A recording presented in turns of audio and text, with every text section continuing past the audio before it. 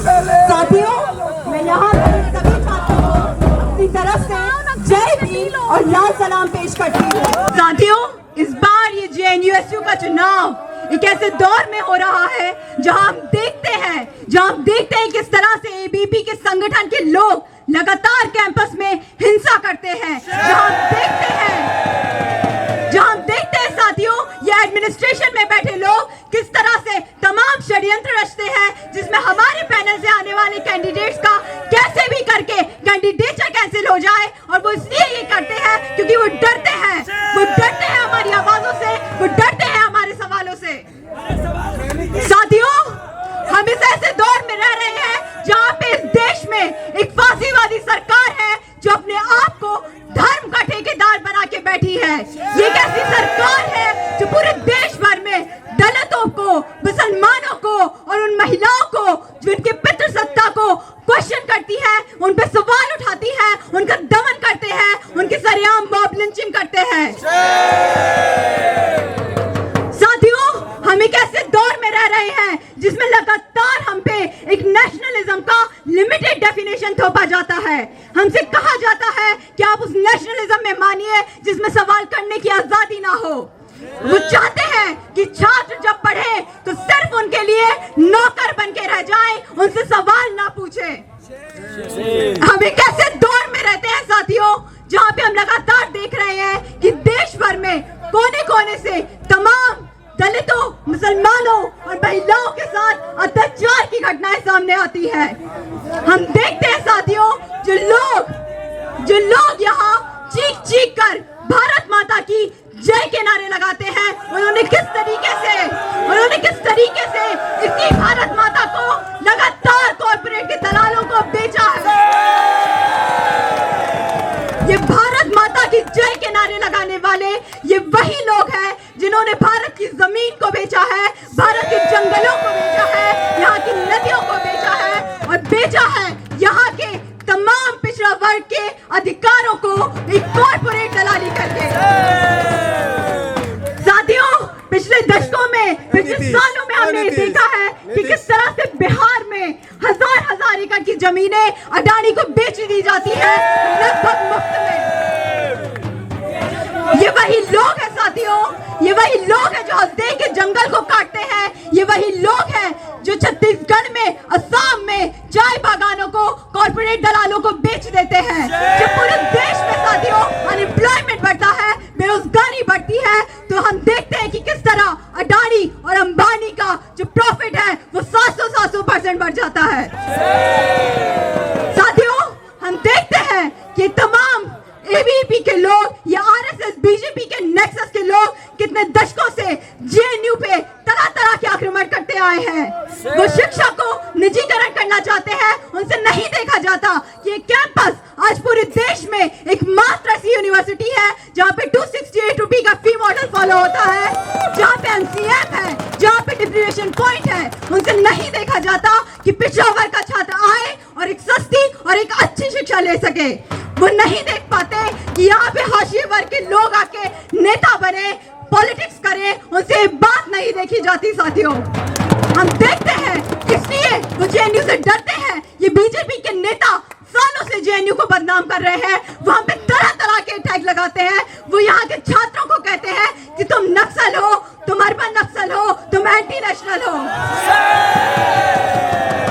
वो यहाँ के छात्रों को ये कहते हैं कि तुम्हें सवाल पूछने की आजादी नहीं होनी चाहिए।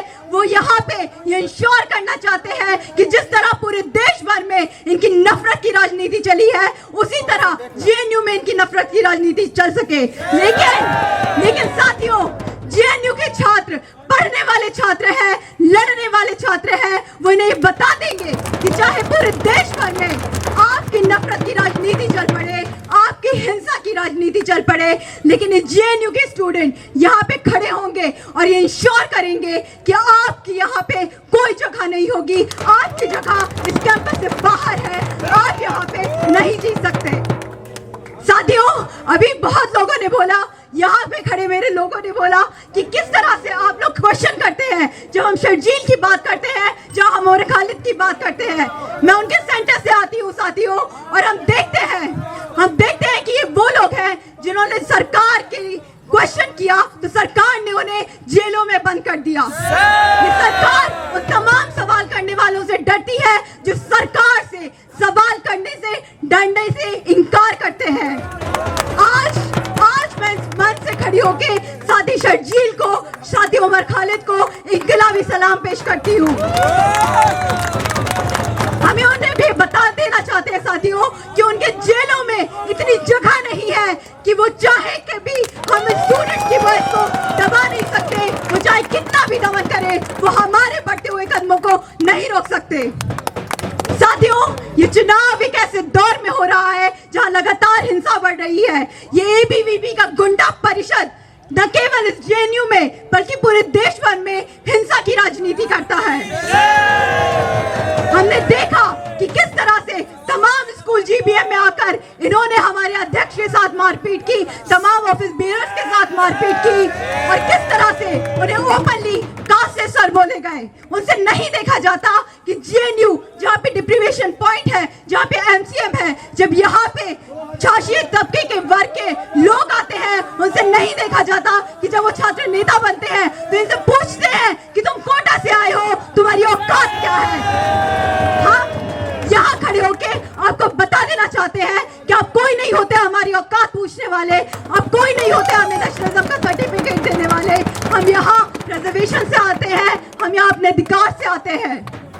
साथियों, आने वाली 4 तारीख को जो चुनाव होने वाला है, मेरी आपसे यही गुजारिश है कि जब आए वोटिंग करने के लिए तो एक ऐसा यूनियन चुनिए जो छात्रों के हित के लिए काम करे, जो उनके अधिकारों के लिए लड़ाई लड़े, जो यहाँ के एडमिनिस्ट्रेशन के साथ your speech, your time is over.